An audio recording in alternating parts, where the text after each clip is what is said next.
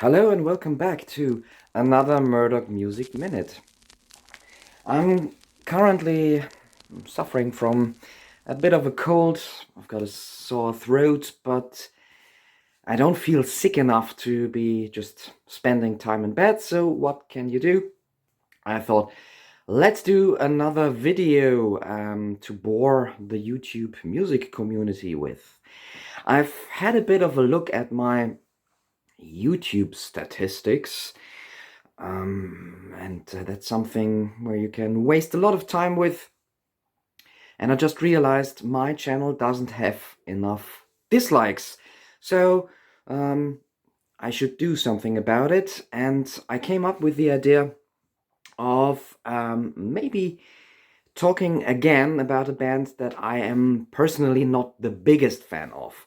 It's not that I disliked this band, but I'll be honest here and have to say I never really saw what all the fuss is all about, or why they are as highly regarded as they are.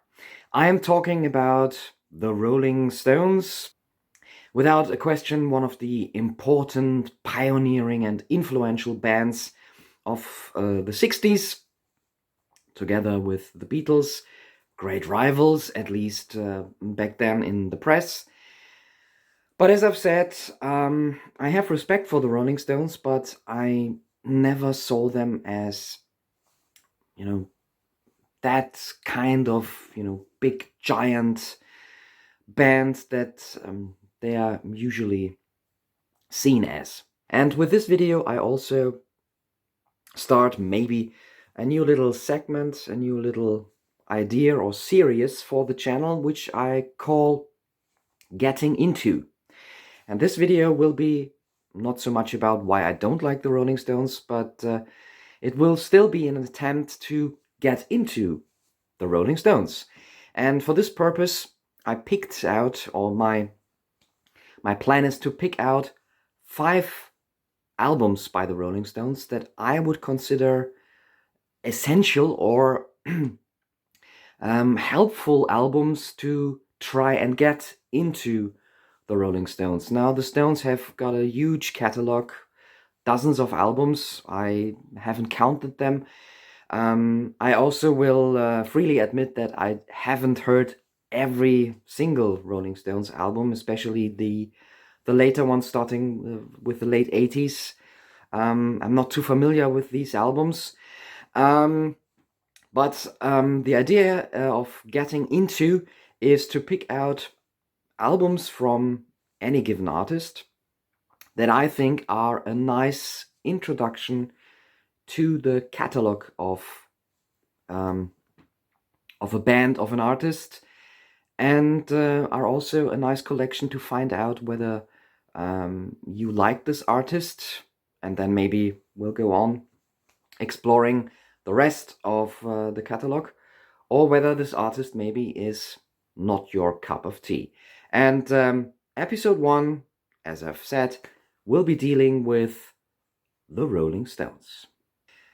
This list also will, unlike most of my other videos, not become, or I'll try to not let it become, a long, in-depth discussion of all the 5 albums that I've chosen.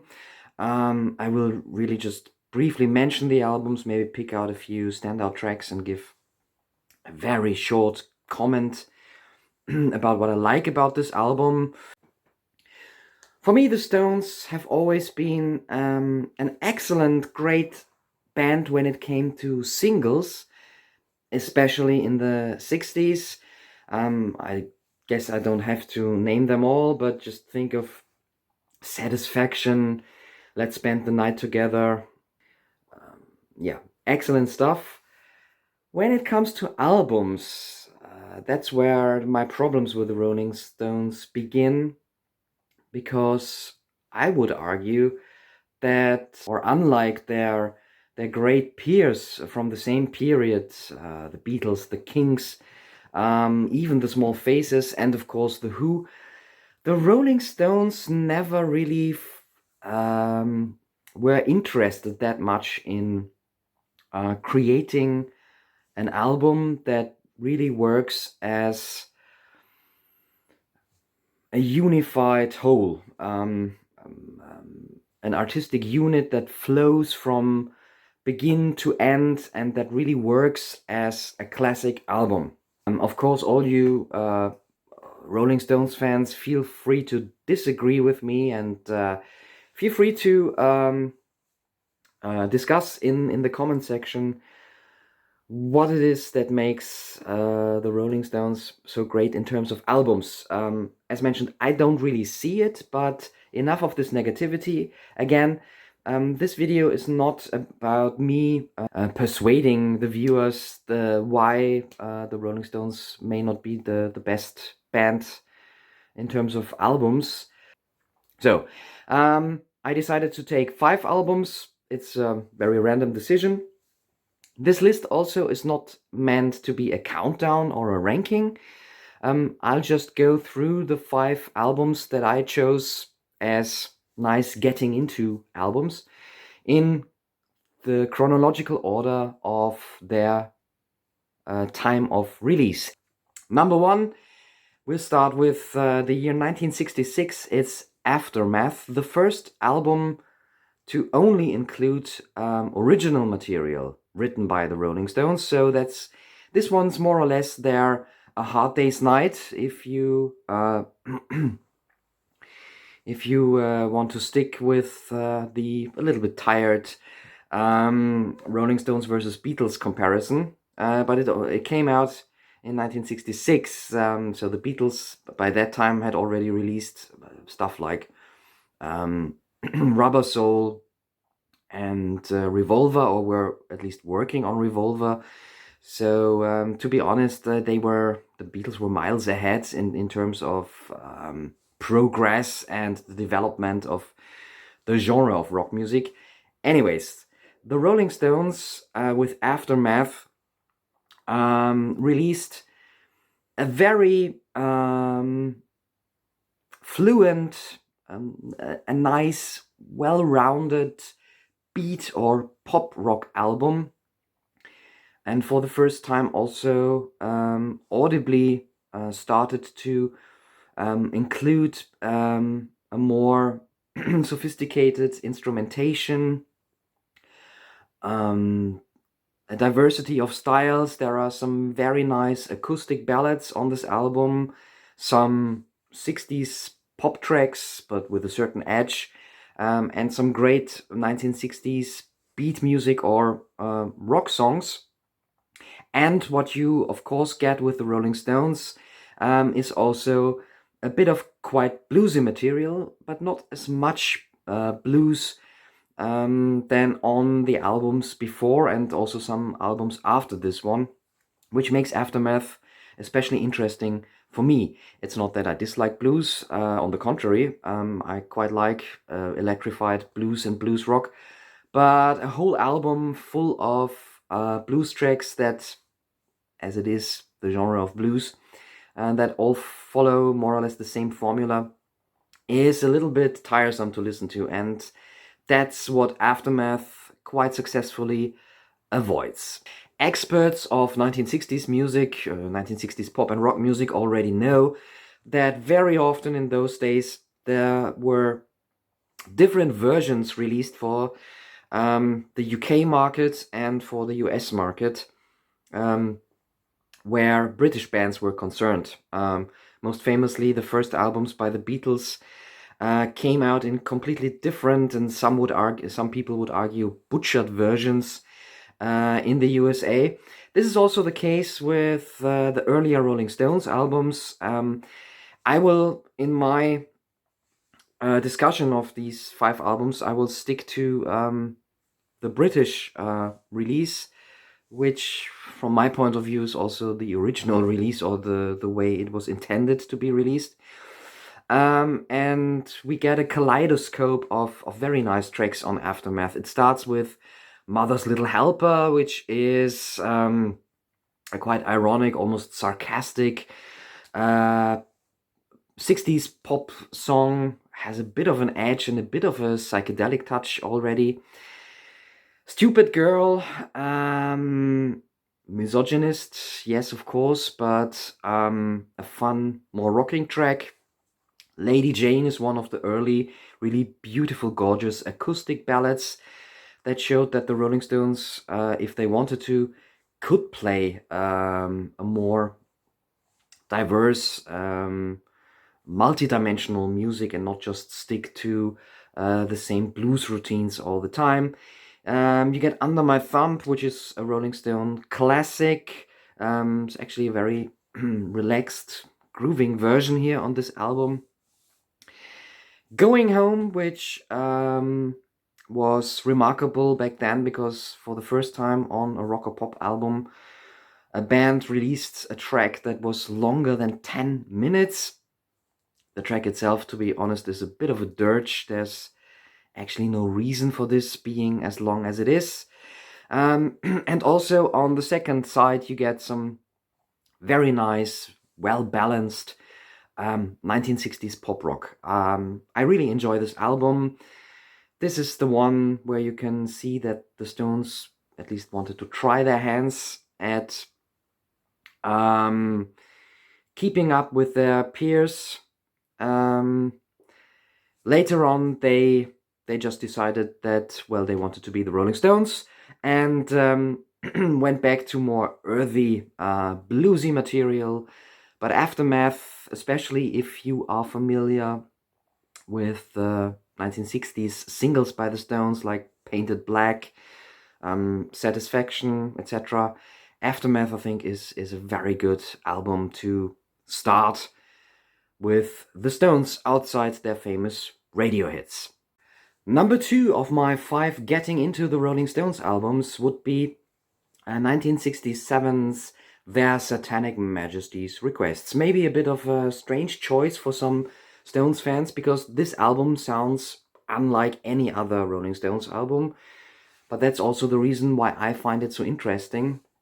And I find this album quite enjoyable. It's not a perfect album, as I've pointed out in my full-length review of this album, but it's a fun a little bit of a piss take, excuse my French, on the psychedelic movement. But that's maybe also where this album is a little bit flawed, because you can hear that the Stones were a bit skeptical of the whole psychedelic shenanigans going on around 1966, 1967.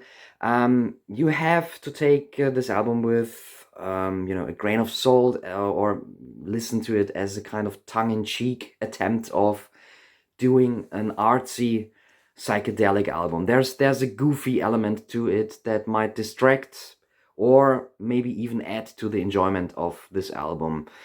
But yeah, to some extent, it's a pity the Rolling Stones never continued in this vein, but very quickly then returned to straightforward blues rock for the next albums.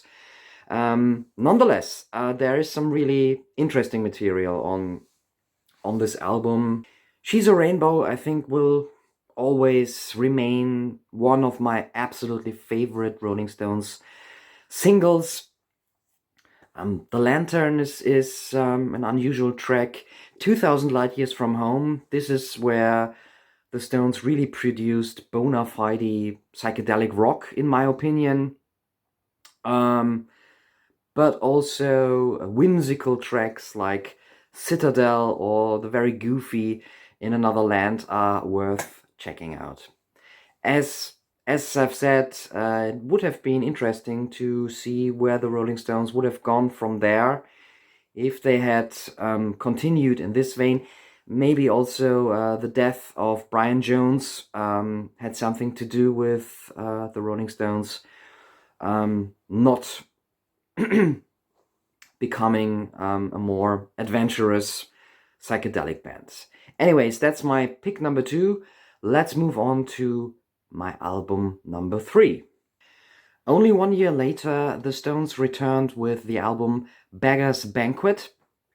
And more or less went back to their roots and wanted to present a very gritty, earthy, rootsy blues rock sound. And I think they managed perfectly with this album. They absolutely delivered for their fans who maybe felt a bit confused after the Satanic Majesty's Psychedelia show. Yes, Beggar's Banquet is more or less the complete opposite of that album. It's filled with blues rock, straightforward tracks. Interestingly, when I re-listened to Beggar's Banquet for this video, I realized that it's quite acoustic. It's not as electric as I remembered it, but that's not a bad thing.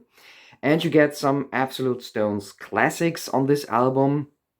First of all, the opening track, Sympathy for the Devil, a song that also has a bit of a personal meaning for me because I struggled through this with my very first band that I had during my school days. We were not really up to the task, but still we covered Sympathy for the Devil. Parachute Woman is a great blues rock track. I really like that one. And with Street Fighting Man, the Stones even got a little bit political and rather gritty. Fans also very much like their ballad, or rock ballad, Salt of the Earth. Beggar's Banquet probably represents what you would consider or what you will have in mind when you think of a classic Rolling Stones sound. The album also came with a cover that looks like it must have been shot at the toilet of my student shared flat I lived in when I studied in Scotland for a little time.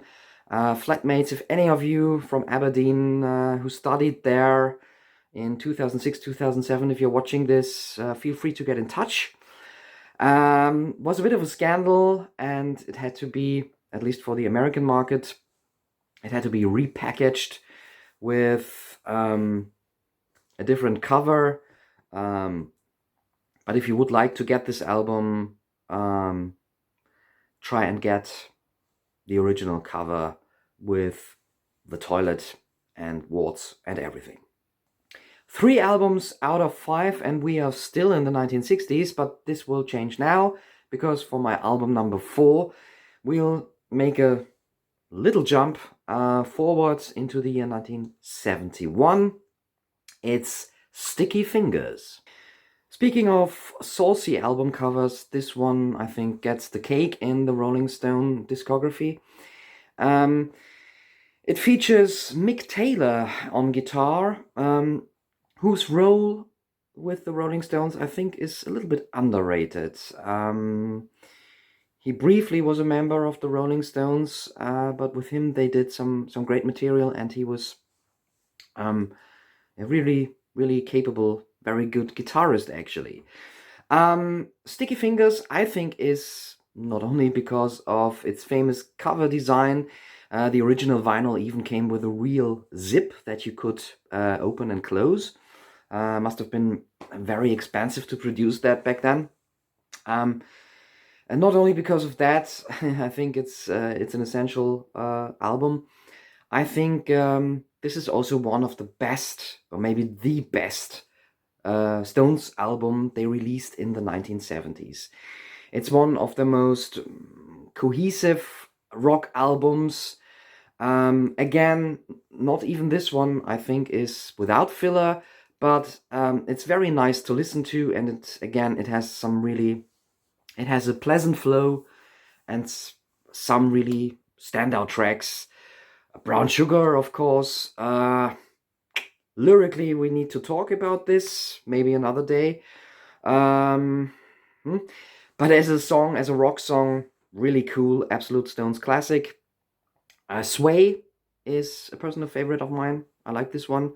Maybe more of a deep cut. Wild Horses is one of those immortal Rolling Stones ballads, and Well, personally, I think this is one of the best ballads. Yes, take that, Angie.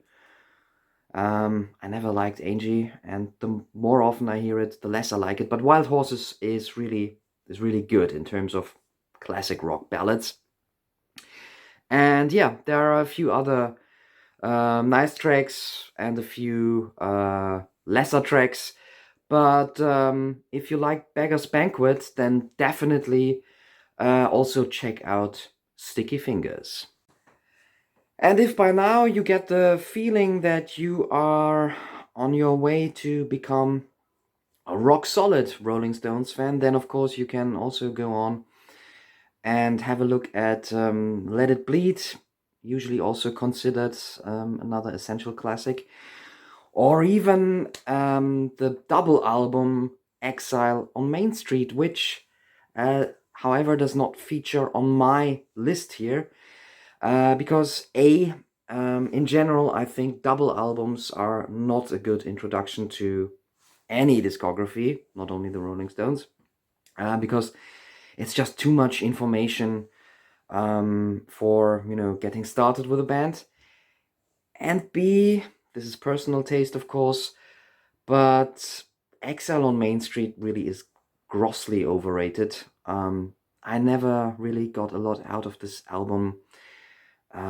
Yeah, it's just too long. There's a lot of drivel there, and too much blues by number stuff.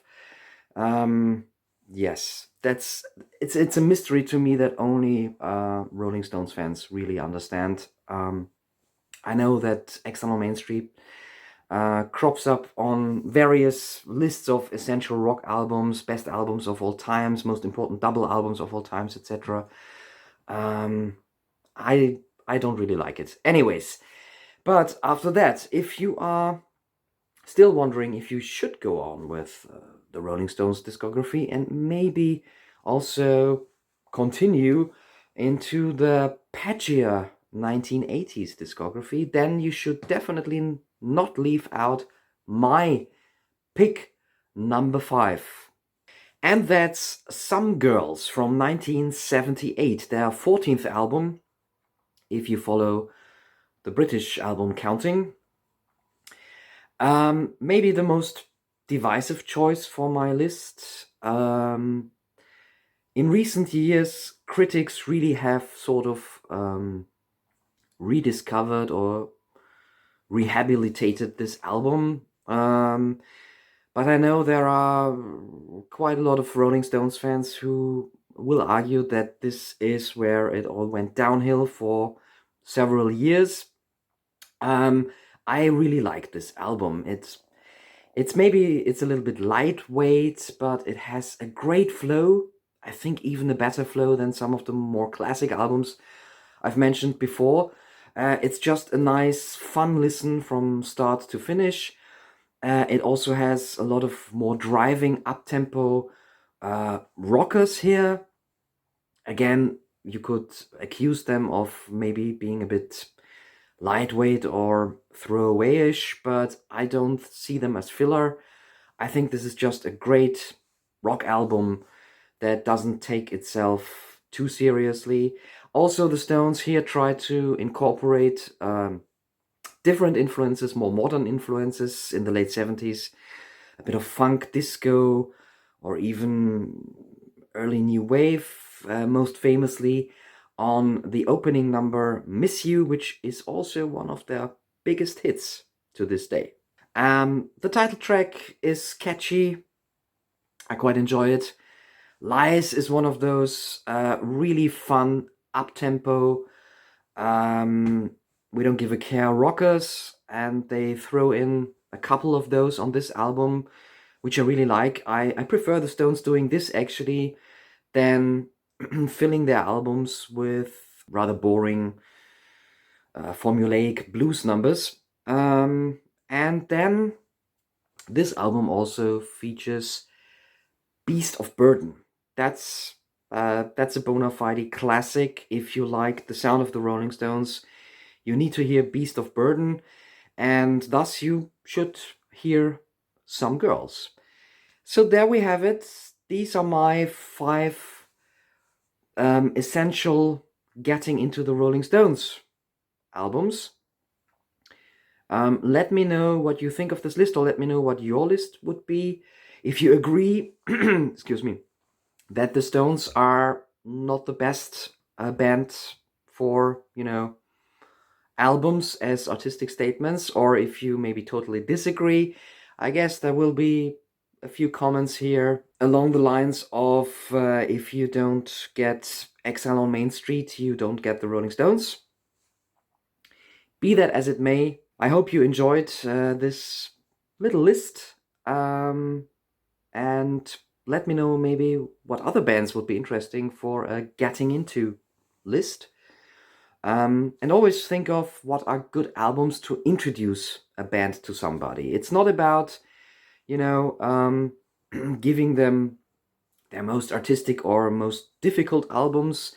Usually hardcore fans pick out albums that are only suitable if you already know a band, or if you give those albums a little bit more time.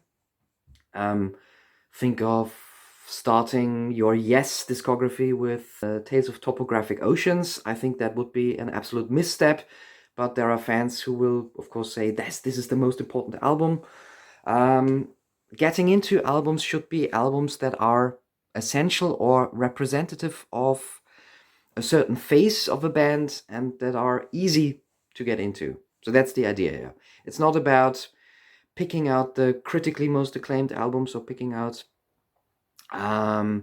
albums that you think are the best from, place number 1 to place number 5, but picking out 5 albums, 3 albums, whatever, that you think are representative and a good gateway into a band or an artist. I've talked a lot again, I realize, and I seem to feel better now. So you could argue that rock music is a good medication. Yes. So I hope my sore throat will really get better now, so that I will be back soon with more Murdock blah blah and Murdock Music Minutes. Hope you enjoyed this one. See you again. Stay tuned. No. And stay healthy.